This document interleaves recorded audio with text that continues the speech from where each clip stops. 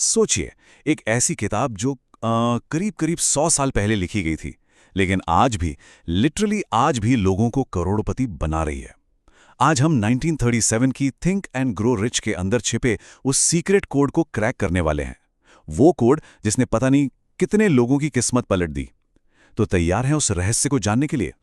अब मजे की बात यह है कि इस किताब के राइटर नेपोलियन हिल वो सीक्रेट सीधे सीधे बताते ही नहीं है। मतलब वो उसे 100 से भी ज्यादा बार मेंशन करते हैं किताब में, लेकिन उसे ढूंढ निकालने का काम वो हम पर छोड़ देते हैं। तो सवाल ये है कि आखिर ये सीक्रेट है क्या?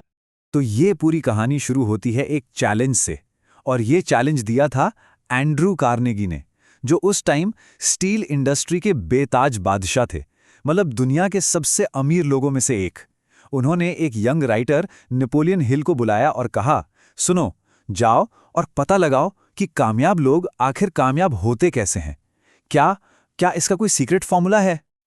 और ये कोई छोटा मोटा होमवर्क नहीं था। हिल ने अपने लाइफ के 20 साल, हाँ आपने सही सुना, पूरे 20 साल लगा दिए इस काम में। उन्होंने हेनरी फोर्ड, थॉमस एडिसन जैसे 500 से ज्यादा लेजेंड्स का इंटरव्यू लिया। वो बस ये जानना चाहते थे कि इन सब में कॉमन क्या है। ये कोई थ्योरी नहीं थी, ये तो एक महाअभियान था। तो उस सीक्रेट का पहला क्लू, पहला टुकड़ा है डेफिनेटनेस ऑफ पर्पस। मतलब जो चाहिए उसको लेकर एकदम क्रिस्टल क्लियर होना। ये सिर्फ सोचना नहीं है कि हाँ मुझे अमीर बनना है। नहीं, ये एक ऐसी आग है, एक ऐसी बर्निंग डिजायर जो आपको चैन से बैठने ही ना दे। इस बात को समझने के लिए एक कहानी सुनते हैं।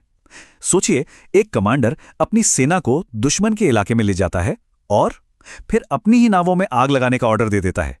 अब क्या? पीछे जाने का कोई रास्ता ही नहीं बचा। या तो जीतो या मरो।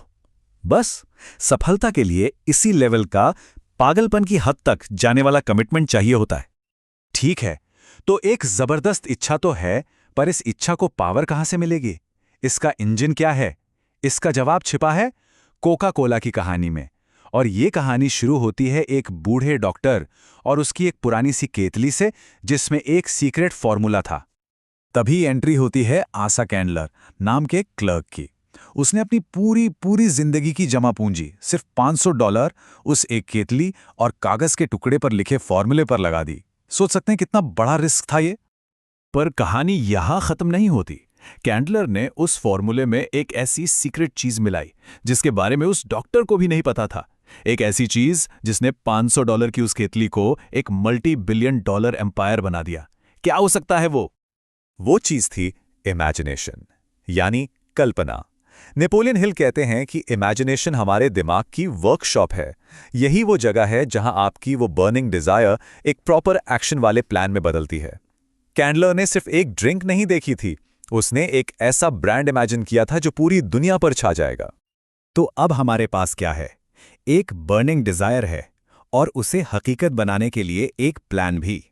लेकिन अभी भी एक चीज मिसिंग है, पजल का वो आखिरी टुकड़ा, वो फाइनल अनस्टॉपेबल इंग्रेडिएंट जो ये तय करता है कि आपका प्लान सिर्फ एक सपना बनकर न रह जाए। इसके लिए फैनी हर्स्ट की कहानी देखते हैं। वो एक राइटर बनना चाहती थी। एक मैगजीन ने उनकी कहानी को रिजेक्ट किया। एक बार नहीं, 2 बार नहीं, पूरे 36 बार।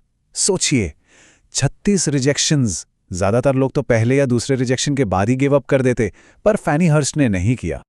और उसका नतीजा क्या हुआ? उसी जिद की वजह से बाद में उनके एक नॉवेल के मूवी राइट्स उसके पब्लिश होने से भी पहले $1,00,000 में बिके, जो उस जमाने में एक बहुत बहुत बड़ी रकम थी। और यही है उस आखिरी और सबसे जरूरी चीज की ताकत, पर्सिस्टेंस, यानी कभी हार ना मानने की आदत। तो अब हमारे पास तीनों क्लूज हैं। 1 बर्निंग डिजायर, 2 इमेजिनेशन से बना एक सॉलिड प्लान, और 3 कभी हार न मानने वाली जिद। तो फिर एंड्रू कार्नेगी का वो बड़ा सीक्रेट आखिर है क्या, जिसके बारे में किताब के शुरू में बात हुई थी? तो असली बात यह है कि सीक्रेट कोई एक जादुई शब्द नहीं है। ये एक प्रोसेस है, एक फॉर्मूला है। असली जादू इन तीनों ताकतों को मिलाने में है। पहला, एक बर्निंग डिजायर से शुरू करो। दूसरा, अपनी इमेजिनेशन में एक पक्का प्लान बनाओ। और तीसरा, उस प्लान पर तब तक लगे रहो जब तक वो पूरा ना हो जाए, चाहे कुछ भी हो जाए। यही वो सीक्रेट है। और ये सब हमें इस किताब के सबसे बड़े सवाल पर वापस ले आता है, जो सिर्फ पैसे के बारे में नहीं है।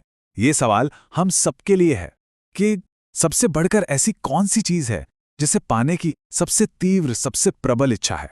क्योंकि जैसा हिल ने पता लगाया, हर बड़ी कामयाबी की कहानी बस वहीं से शुरू होती है।